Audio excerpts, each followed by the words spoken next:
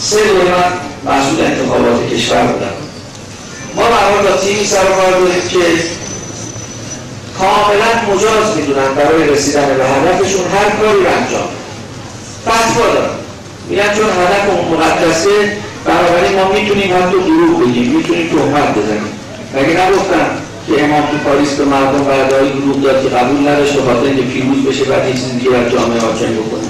وقتی در مورد امام این حرف میزنن در مورد خودشون که به طریق اولا این حرف رو اعتقاد دارن که ما هدف اون مقدسه، بنابراین چون هدف اون مقدسه از هر وسیله‌ای میتونیم استفاده بکنیم و دست به کارهای ممکنه خدای نکرده بزنن که کام ملت رو تلخ بکنن. ما از سلامت انتخاب اظهار نگرانی میکنیم. آقای محسودی وزیر کشور میگه نگران نباشید، من اینجا هستم. ما حرف میتونم اصلا نگرانی ما از خود شماست.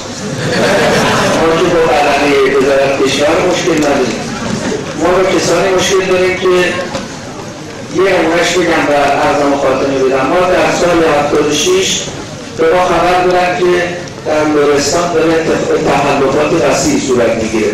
تعریف‌ها رو توضیح کردن و هم اسم می‌نویسن.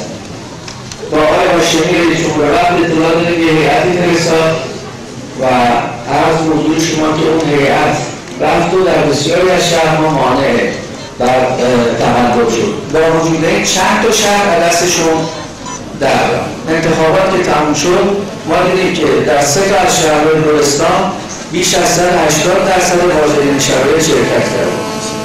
یعنی 100% از زندگان رای دادن، 80% اموات هم اومدن. حقیقتا نتیجه انتخابات هم خب 130% به نفع علی آقای خاتمی بود. بعد هم که اعتراض کردیم و استاندار آقای محمدزاده بود و این آقای محمدزاده امروز در دولت آقای احمدی نژاد ارتقاء مقام پیدا کرده و استاندار خراسان رضوی منصوب شده. بهش گفتن چرا نامردی کردی؟ اون من نامردی نکردم، بقیه استاندار نامردی کردم. همه قرار این کار بکنن، اون نکردن، من کردم.